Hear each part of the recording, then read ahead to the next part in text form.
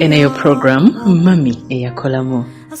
nga tutunuulira olugendo lw'omukyala ali mu bulamu obweyagaza ng'atunyumiza okuva wa gye yatandikira mpaka kati wano w'atuuse. Bw'oba oyagala okuba nga ye tuula okkalire. Mami Eyakolamu ku Delta TV, tukole. Mukwano kulikayo mubulango tukyagenda maaso n'omukyala Barbra Ssimbwa mukyala Buzaana kutwalese programu eno ya Mami Eyakolamu nga tubulira okuva wa gye yatandikira mpaka kati wano w'atuuse. Jjukira edduuka lye baliyita Muzaana Bridal waneeno ezzana abo ku roundabout alina ebyambalo birungi nnyo naye ate talizimbye mu lunaku lumu assa atubuulira twagala tulaba ate ero yalituukako atya wetukenedde mulango badde atubuulire nti yakola n'owekitiibwa ng'otandika emirimu n'owekitiibwa. Kakati munene atandika omulimu n'owekitiibwa atandika bonded warehouse, private bonded warehouse. Mubeeramu ki mu bondi ezo? Mu bondi eyo mwami owekitiibwa oyo bantu bakozi nnyo. Abasinga bamanyidde emigaati. Actually bwe nava mu corporate company eri buli omu yali aŋŋamba nti how could you live such a company n'ogenda okukola emigaati? Naye it's not all about bread mu ntaka yokka. Ntaka is a very big importer. Ntwala office nga managinga imports ne warehousing ne customs.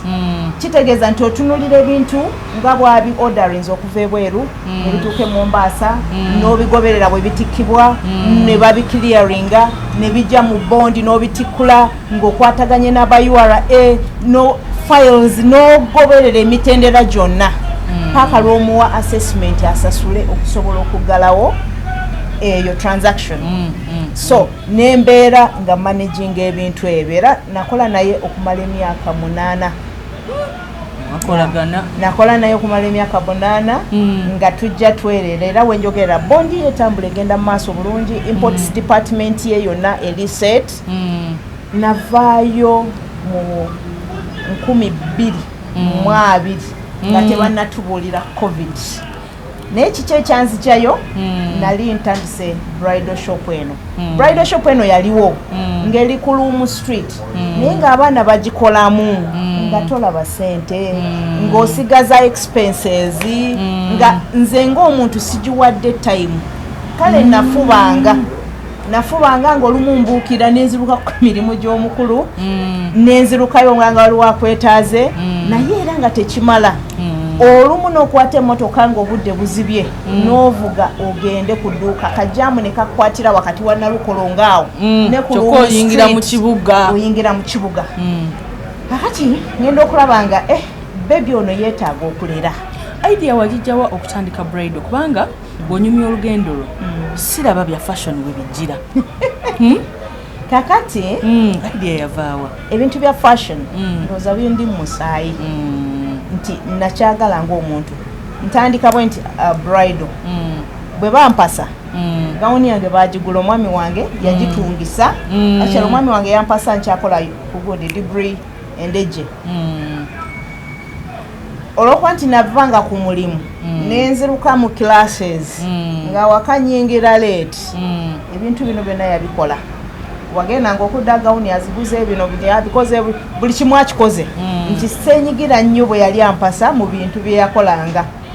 Nasanga nga ngamba bugambi tugende ofitting gawuni yawedde tugende ebyokwanjula bibino byawedde nga ngenda bugenzi twongereko ki awo wetutyo bwe twatambula. So bwe tumala okugattibwa nasigaza gawuni yange mpikinga interest awe natandikira bridal mpikinga interest ninga nti ne gawuni eno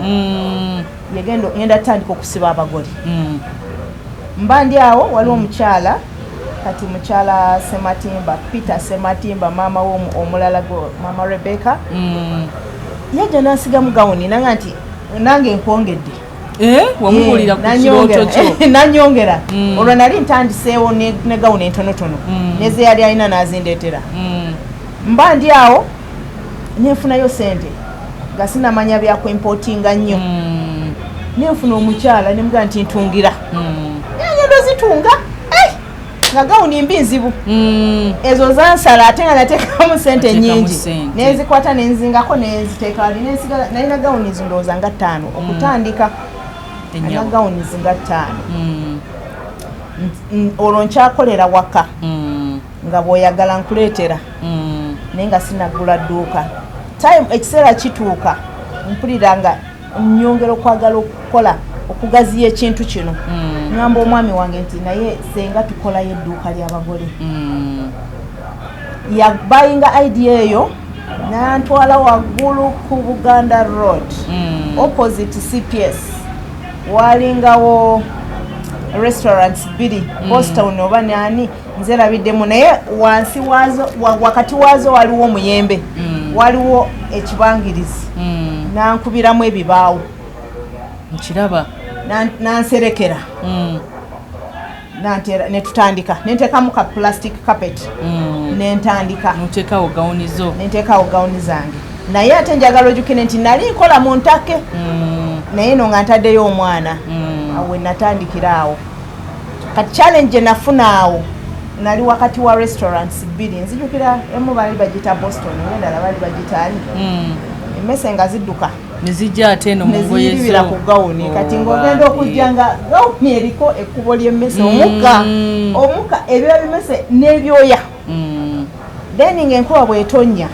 nga amabaati gali ge twazimba kubanga structure yoffe twagezimbira amabaati gali nga gayingiza amazzi kati omwana akubira oli ku ntake oli bize oli mu stress za container ono nakuba nti gawuni amazzi gakoze eki gayingidde kati owebirira ng'ojje nosanga ate emmese yaziddukiddeko ekimpa n'okusoomooza ku luno omwami sayongera mwebuuzaako naye nakuŋŋanya busente bwe baali bansasula nenzikirira wansi ku luumu Universal House Universal baali bagirenovatinze ebiseera ebyo era ndowooza nze omu ku baasooka ku Universal eyo nga bagirenovatinze nengenda nenkwatako edduuka nenzira ku Universal nobeera awo nembera ku Universal mwaka ki ogwo? I think that was around 2014 awo ku Universal wabeerawo bbanga ki? Universal mbeereddewo ddala paka nga nvuddewo mu 2019 ki ekyakuleetera okuva ate mu kibuga n'ojja eno? kakati ekyandeetera ensonga zaali nnyingiko ofiisi ya mwami Entakke ow'ekitiibwa yali bize kubanga nali nkwasaganya ebya imports bye byonna oyinza okeera ku makya n'osanga emmotoka nga 8 oba 10 nga zijjudde awo nga ziwese ne zidda ne ku lweri oludda enateete olumu ne zidda nga ne wano wagguluggulu wano mu bakateyamba kyokka nga neno wansi mu bondi zijjudde kakati ng'omugole ne bwakkubira olina bw'oseetuka kuvaawo awo nga olina okubeerawo okuweereza kubanga buli lwoleka emmotoka ezo ne zibeerawo zijja ne costs zaazo waliwo kye bayita track detention nti bw'ogikwata transport akukyajinga $3 olw'okulisa emmotoka ze 2 wabeera ng'otikkula zino naye ng'omanyi nti eMombasa eriyo ebintu ebirala ebyokunona 3 ozikutte wano naye ne URA empapula zino zeteeka mu system ze-expiringa so ng'obeera ne pressure eyo olina okutuula n'okola you have to give accountability ng'olina okwa accountability otuula n'okola naye nga te ne mukamaawo naye omuvunaanyizibwa oba akuvunaanyizibwa actually nga yakubuuza lwaki kiri bwe kiti ng'olina okuba ne ansa yo sibyaga nti simanyi olina okuba ne ansa yabyo n'obitambuza so ntuuka ekiseera edduuka gye liri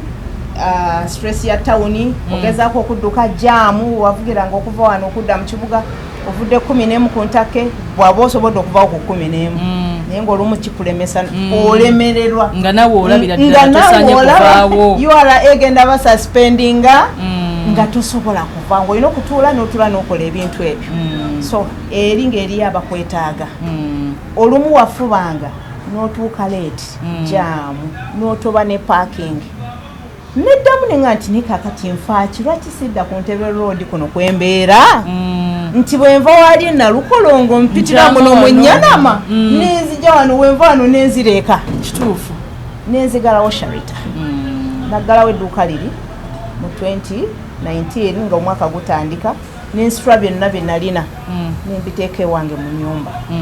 kubanga kino ekizimbe kati kyendiko nakiraba nga tekina kyali kitandika butandisi actually nga tekirimu omanye ekizimbe ne bakirufinga naye nga structure eyimiridde buyimirizi nga tolaba tebanakiggala bwekityo bwe kyali nenzija nembuukinga nensasulako sente naye ebintu nembiteeka waka nensirika mu kaseera awo bakasitoma wabakola otya bankubiranga olwokuba erinnya lyaliwo balimanyi era nga mbalagirira ne bajja ewaka banjagala kuba banoonyanga ewaka wange eyo mu nsokolo naye nga bajjayo olina ebintu ebirungi bwentyo bwe navaayo mu tawuni ne malira ezzana ntuuka ezzana nkola ekifo kino kya sente nnyingiko nga bw'okiraba ntandika okubalansinga ngamba nti mukama wange saagala munyiiza kuba kati ekifo nalaba nga kigenda kubeera demanding abaana obalaba nti obwesigwa butono nti omwana okukola nga toliiwo naye aba akola byasobola so nga ate bw'obeera wayongeramuko ku maanyi so ntandika okuga nti naye ndowooza kineetaagisa okutuula mu kifo ekyo naye ate era olwokuba nti nali nfunye experience nnene mu bintu bya clearing importation transportation nali na registering a company eya clearing so nga nkubye plan nti bwenveeyo bwe ntula mu dduuka lyange nja kutuula wano ntuule ku kompyuta yange nkole n'ebya clearing that's a very intelligent so idea nenvaayo I resigned of course mukama wange teyakyagala ne mama teyakyagala mama is my very good friend mama Edith Rule naye nalina okukulaakulana okugenda mu maaso nange kubanyiiza nenteekamu resignation mu 2020 mu January nentraininga gwe bampa nenzija nentoba wano era buli akwetaaga wano nebyo clearinga byonna obikolera kati ebyo clearinga bwe nali naakavaayo nalinya n'ennyonyi negenda e Mombasa nga noonya ba clients ndabe nga nkivuga byonna mbivuga omulundi gumu ne wajja covid gwegwo omwaka covid lwe yajja naawo nali mupya mu gundi ya clear si mupya saaki naye nalina okutandika okunoonya ba clients abapya kuba kati mwami ntake yes namuwandiikira ne musaba anzikirize mu clearingire nga nsigale nga mu clearingira naye teyampa opportunity naye neŋŋamba kanoonya baki abalala so kyekyo wakinalinya ennyonyi negende Mombasa noonya ba clients abalala nkwatagane ne ba transporters mbeere wano nga bwe nkola na bino actually nga eno yegenda okuba office at the same time yedduuka bwe twava mu lugendo lw'e Mombasa genda okudda nga wayitayo ebbanga ddooza yawisinga bbiri covid n'ayingirawo kiraba bw'ayingirawo of course emirimu gyonna gyafa n'edduuka lino lyennyini olwokuba jjukira okutiisa okwajjirako actually nzijukira bulungi nnyo nti ku nnyonyi gye balangirako covid eyayingira mu Uganda eyasooka nayinako gowns naye nali nzitya nozikwatako era nazirekera yazireeta okumala ndooza emyezi nga 6 ng'azirina naye bwe byayitawo omuyaga twakwatagana nazimpa nenzireeta biri ebya clearing byo business yaka generally business yakola ki then abantu nabo ne batandika okusalaasala nentandika bikola mpola nga bwe bankubira ngenda nenclearinga nenverifyinga nenkomawo wano naye nga tebitambulidde ku waliwe nali gye nali mbaziza nenkirekaawo covid bwajja netuggalawo of course amaduuka twagaggala olw'okutya nga buli kimu okitya ne sente ozitya munno omutya buli kimu okitya tulina project ekawukwawo oba tulina akataka ekawukwawo Sharita nagenda ekawuku nentula ntandika okuba bloka ekiki yakuba bloka 5,500 n'ekitundu nga tulina abantu twali tetulina kyetukola byebyo ebiseera amaka bwe gatabangukira ennyo abantu we balwanira ennyo lwaki kubanga baali tebalina byakukola wali olina kulowooza bulowooza noga nti kaakati mu mbeera eno mpitawo ntya kasita nawe ng'ajja nagende kawuku twalinawo tanka nensimawo ekidiba ky'amazzi tusobola okuharvestinga amazzi g'enkuba kuba nali nkuba buloka nafuna basajja babiri nga nange wendi tutandika okuba buloka netukuba buloka emitwalo 5.5 tugiteekawo covid agenda okuggwa nga tuzookeza mbuuza nti enkuwa zijjangawa mu covid enkuwa zijjangawa mu Ssekiwunga awo Mwapride waliwo omukyala mukwano gwange mukyala dokita yalima ekibira kati nga nfuna wano lole netutuulamu n'omwami wange netugenda netutema enku netuzitwala netuziwa njagadde engeri gye mubadde mu adjustinga nga n'obulamu era olina okuadjustinga kwaba olemera awamu kikulya actually abasinga ekitulemesa obulamu oba ekitulya kulemera waggulu kulemera waggulu kati nembeereze kanjiyibwe nti nali corporate nenvaayo leero wansanga ndi muki kuba buloka so bwe tuzikuba nenzirekawo tugenda okumala okuzookya nga zirabika bulungi nyo actually emmotoka zitandika okuzeetalako zaagala zigula nengamba omukulu tozitunda twalina landi eyo nga teriiko boundaries nemugamba buloka ezo zizimbe ki era bwolaba bbugwe gwe zazimba mungi naye mu kiseera kyekimu ekyo era nemugaa nti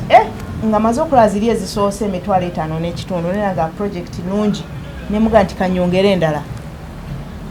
actually namugaa nti kankyusa akatiba kubanga nabadde nina bloka ze nali njagala nkyusa akatiba naye nga tokyusa katiba kuba ke kamu ngenda zizimbisa ennyumba nenkuba endala emitwalo 3.5 nazo nenziteekawo nenzookya nezijja naye alabika naye project eyo yamusanyusa olubereberye tiyali tagiwagira era ndowooza yandoopako ne mu kkanisa nanga nti mukyala wange answaza akalera emirimu gyakola emikyafu naye nenga nti omwami wange mulangira nze ndi muzaana ate ndi mbeera mukopi so nenga nti nze kanikakanye kankole ekitutwala muki mu maaso so nenkuba buloka naye bwe mmala ozikuba okundaga nti asanyuse oba yakibayinga oluvannyuma nagenda okuddayo okuyita ku sayiti eyo gye twakubira buloka nga asibye bbugwe nga bwe twali tuteesezza nga ekikomera kyonna akiyiye akizimbye kiyimuse actually ngenda okuddayo nga kizimbe naye ng'azimbisizza ziriwa ng'asitudde ennyumba yakalina ku buloka ze zimu ezo ng'amaze ogiyiwa leve esooka neŋŋamba ku buloka ze zimu okyazikuba kati buloka sizikuba nti kati amaduuka gaggulawo ate era n'ettaka wali we twali tusima yaŋŋamba siteekawo kinnya kirala so nenkireka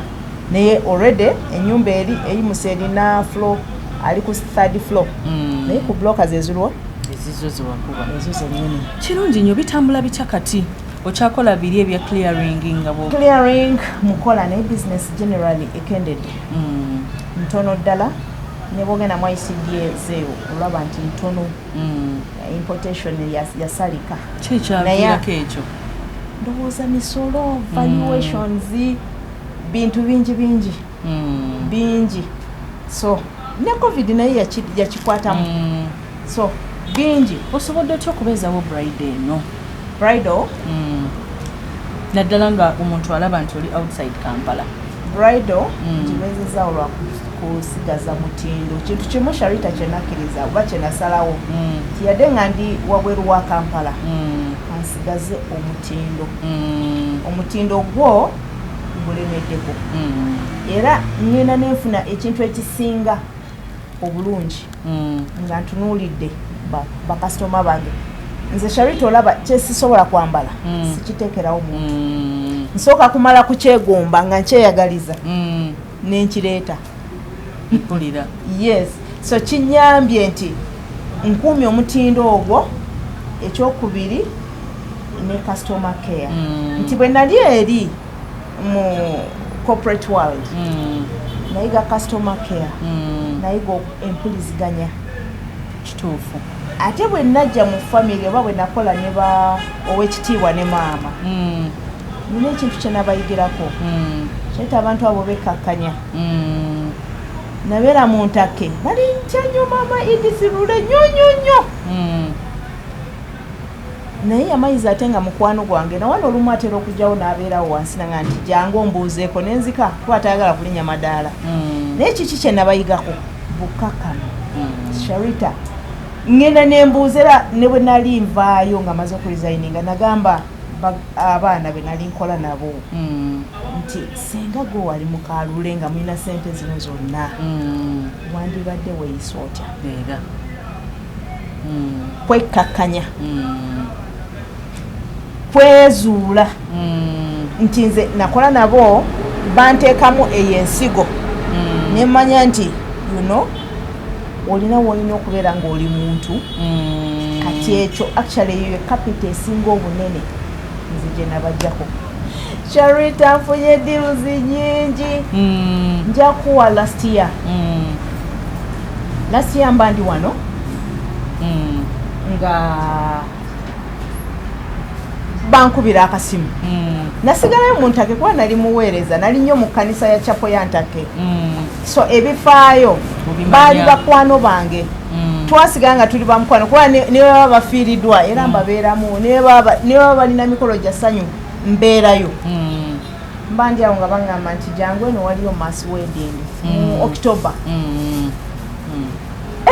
bwe neetunula mu shaita ne ŋŋamba nze ngenda kuyitawa kubanga jjukira wavaayo dda tobali nnyo of course amaduuka mangi agazze naye ngenda okulaba nga bankwira obusimu you apply saba wandiika kwotinga nenkwotinga nentwala mba ndi awo nga bampise jangu mu meeting tuteekateeka nti ani mukuteekateeka mwoli ngenda okulaba nti abawala baabano jangu basisinkane Sharita ngenda okulaba ekintu kitambula kijjawa ku muzaana actually mba ndi wano nga wabawo couples ezidduka nti muzaana twawulidde nti gwagenda otwambaza tuze otuwa ekisinga obulungi nga tebanaba nakumpa eri approve ew'omukulu bo nga batandise okujja wano nentandika okufuna confidence eyo tandika okugenda mu meetings ngenda okulaba nga babakutte nga babampadde abagole 10 abagole 10 abo balina ne bametroni baabwe abagole 10 abo balina n'emperekeze ennyanya nasooka neneetunula mu Sharita ne ŋŋamba ngenda kikola nti it is a big deal kubanga abo ogattagattamu abo be bantu nga 6 abagole 10 metroni 10 n'emperekeza 40 be bantu 6 nasooka neneetya nange ngamba era kikola nti nendeyinga strategy nti omanyi kyengenda okukola kansooke banconfirmingire nziruke ngende nzisuubule nzireete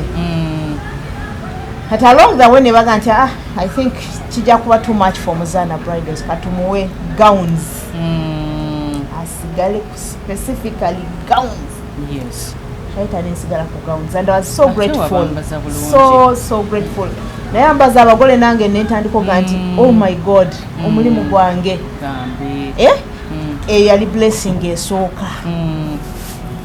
ne bampa opportunity nenyambaza abagole abo yes it was hard work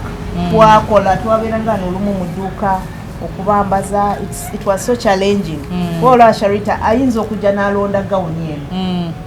kati bw'alonda eno ne wajjawo omulala n'afiitinga bw'amusangawo alina abadde alonze eno naye n'akyusa nange njagala ng'eri ate kati okumukonvinsinga nti ne kakati mwembimba wadde thiimu ya gawuni sisaagala bawa thiimu y'emu bino ebyambalo buli omu yandibadde ali mu thiimu ye kubanga gawunzi we ziri waaliwo akacyankalano naye nebaza muka nti yatusobozesa ne ttiimu yange I had a very cooperative team abawala bange betukola nabo netusobola okwambaza abadivent abasiraamu n'abangilikani abadivent bali too particular abasiraamu bali too particular inakuba ya mikono miwanvu ate biki naye Mukama yatuwa ekisa Sharita tuzambaza zonna bulungi we are all decent n'abagenda mu Anglican tuba presenting and on time twawayo abagole abo. Thank you. Bubaka kibwowa omwana ow'obuwala ayagala okufaananako kakati omwana ow'obuwala ayagala okunfaananako number 1 olina okwezuula kiki kyoyagala. Number 2 olina okwebeereramu, olina okubeera n'okuyaayaana. Kuba olaba bino byonna obikola lwakuba nti olina okuyaayaana, olina okubaako we weeraba mu kiseera, olina okubaako woga nti wano wenjagala okutuuka, wano wenjagala okuba, n'oyaayaana. Naye mu kuyaayaana okwo otuuseewo otya era okikoze otya. Number 3 obutabeerako kyonyoma nti olaba abaana bangi abasomye nobeerako woolalidde noga nti nedda nze nasoma bwa accountant era nina kufuna ogwo nze ndi accountant. Naye olaba bwe nkuga nti newe nabeerera mu ntake nga nkola, actually waliwo wesikunyweza, nabeera mu ntake nga nkola ne mbagambanga nti banenze nno ndi mulimi, ndi farmer, the other bit of me ndi mulimi. Mama ntake yanga nti ndetera ensawo za muwogo 6. Actually nga tanakola order, nagenda mu kyalo nensimayo muwogo mumuleeta mu kaveera n'omuwaako nengenda ngamba waako bonna eyamulyako ne batandika olina yenkana. Mama nambuuza olina yenkana, konze mami nina mungi nsobola okusupplyinga company. Natandika okungulangako muwogo era Sharita njagala nkuye nti navanga ku ntaka saa 11 nenvuga n'entunuza ewaffe ekyagwe gye mulimira. Naye ngamba of course nakubye essimu ne bamusima, genda kukima bukimi, genda kumukima, genda n'akamotoka ne tutikka ne bamuleeta. Oba olumu nga binkwatira mu ntake ne sisobola kuvugayo nga nkubira emmotoka n'agenda n'amutikka. N'essaawa 11 zaweranga ng'atuuse ku ntake n'akutandika, madamu oli ludda wa? Kati ku 12 ndyoka njireeta eyange nzize kutikkula muwogo kubanga ssaawa emu nina okuba ku mmeeza nga nkoze ki nga ntudde nkola emirimu gy'owekitiibwa. So nembeera nga officially ntunda muwogo muguza mbaliisa azina company. Kale we namalanga okugula owa mami nga ye emmere ebeera ya company eyo. Namalanga okutunda oyo nenzira ku ba individuals Sharita yange ogulewo omutwalo izo nazo zikubeeramu era ng'osanga wali nga nkutte kalamu yange gundi kyewasasudde sifaayo nga sibanja mpandika linnya Sharita mutwalo Shafiki mutwalo ono wesatu bwe mmala nenkwataka nenteeka wano nentambula nenzira ku mmeeza yange gye natuulanga yo walinga accounts department era nakolanga payroll kagundi nenkawa omukyala banja bambi.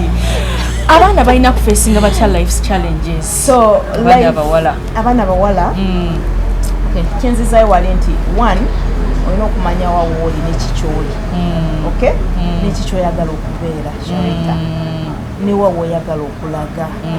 Challenges we ziri nyingi naye ogenda kukkiriza challenges zikutwale. Beera muyiiya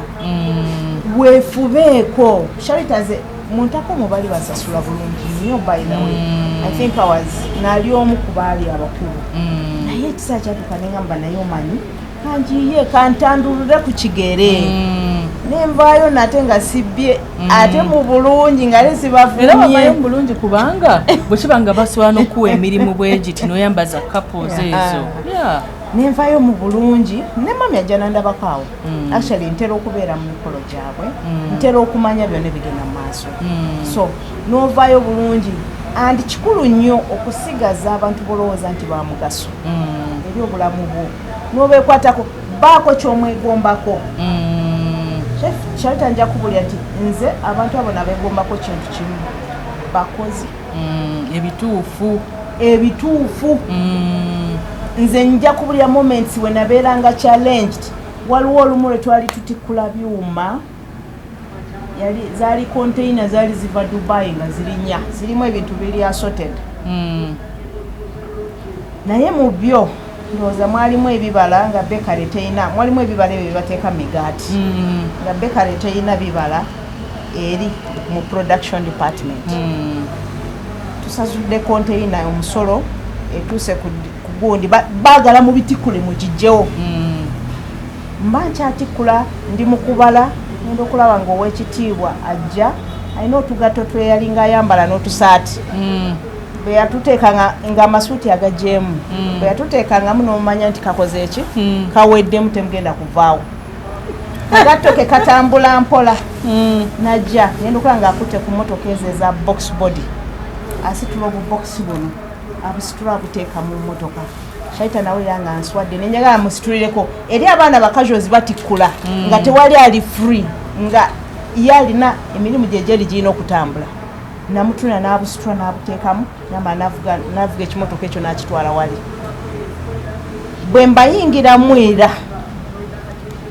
balina teamwork maama abaana nti oba oyagala oba toyagala bw'oba olina amagezi olina okuyiga n'okuyaayaanira okukola okitegeera tebeekanasa bakolera munze bwe nali naakayingirayo era ekiro ekyanchallenginga nti waliwo omu kubako yalina trucks kati nga tugenda netweta containers bwe ziti n'akwata forklift n'atikkula kati nze saategeera nti teyali mukozi mwantake wabula yali nanyini mmotoka eri ng'ekigendererwa kye kutikkula mmotoka ye mangu eddeyo Mombasa etike kati nze buli namulanga akutte forklift atikkula mangu ajjemu ebintu mu mmotoka nze nga buli zituuka nga mugamba jangu otikkule kumbe oyita nanyini kintu jangu otikkule emmotoka paka ebangamba oyo si mukozi mwantake naye anyway mu byonna nayiga okukola okwekakkanya nayiga teamwork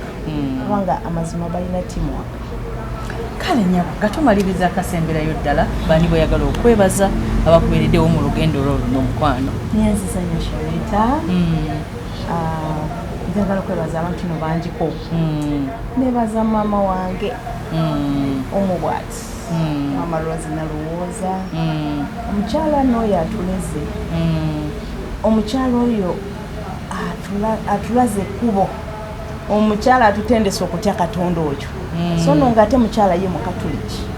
naye omukyala olaba omuntu afaayo nti neeno gye tuli akyakulabanga mwana nti kati gwe bwakutaale n'awumbawumba abaana bo kubanga abaana mbalina abaana bakuze n'abawumbawumba n'asika ono n'asika oli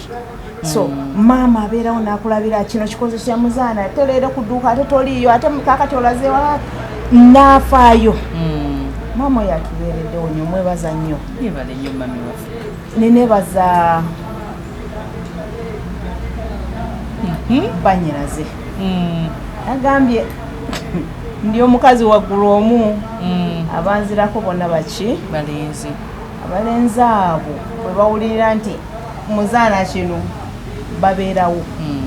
babeerawo Sharita ne wembaga nti mana yina gawuni zigaanidde entebe mumpeeyo akakadde awo nsasule emisolo they will do it for me ne bawulira nti muzaana mulwadde they will come there for me babaddewo ku lwange nebaza omwami wange omwami wange Ssimbwa Kabanda Steven oyo no naye anjigiriza okukola mwami wange mulangira abalangira bonna bakoze oba kale balangira naye mwami wange alina ekyenjawulo kyemulabamu apankingawo emmotoka ye n'abuukira booda n'agenda n'abisuula wali so ekyo nekimpa okwongera okuyaayaana okukola ki okukola ekiro nawadde enkungudde kasooli nga nina ensawo nga 50 zatuuse saawa 6 namugamba ejja tusitule ensawo za kasooli era twabadde awo netufuna abalala batwegaseeko netubitikula netubiteekawo so he has been there to support me nti era ola gino emirimu gino mubaamu kati olangaawo wetwakolera mass wedding ng'olumu tuyingira midnight nagambye ng'akuggulira he receives you ate nomugamba nti ate ku ssaawa 11 nziruka nzira ku dduuka nakusupportinga 100%. So mwebaza omwami wange olw'okubeerawo olw'okutubeererawo nebaza bawala bange benkola nabo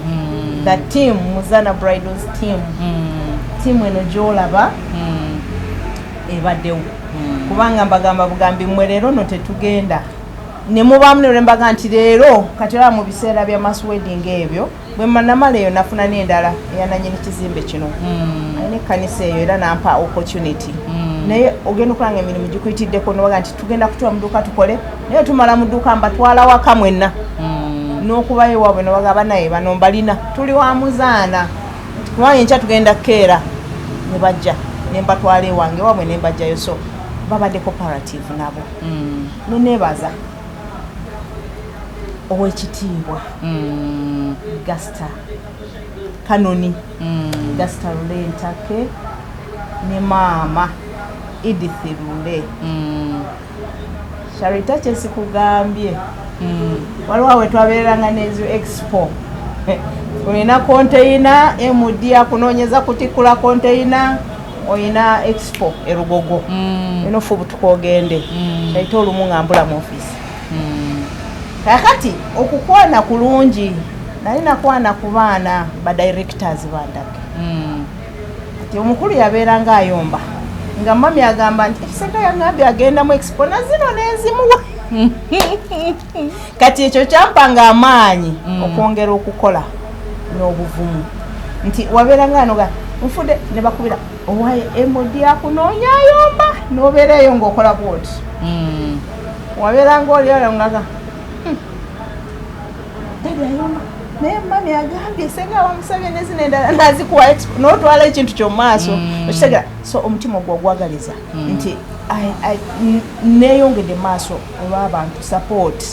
empeereddwa ate tebakomyawo nti yadde nga nasifuluma n'envaayo obalaba bambi bafuba okusigala nga bansapootinga so mbeebaza mbebaliza ddala bannange bangi bolina okwebaza naye obudde tebutusobozesa kasita bakitegedde nti nabo beebaza tweyanziza nnyo nnyabo kwebale kutukyaza Azana Bridals ali waneeno Azana roundabout nnyabo tukwagala nnyo webale okubulirirako abakyala kaledia programu yaffe ewedde olunaku lwairo mami yakolamu esimu yaffe kweri naye bobeera n'omukyala bweyagala tukyaze ku kyeno otusindikira enamba ye nga tumukyaza ng'atubulira okuva wadde yatandikira mpaka kati bano bwatuuse nilugamba nti Sharita's School of Beauty eyongera okuyingiza abayizi mu dene boarding baleete tubasomese ebyenviiri n'ebyobulungi nkwagala nnyo mukama katonda akukuume era siba bulungi welaba bagambe babayi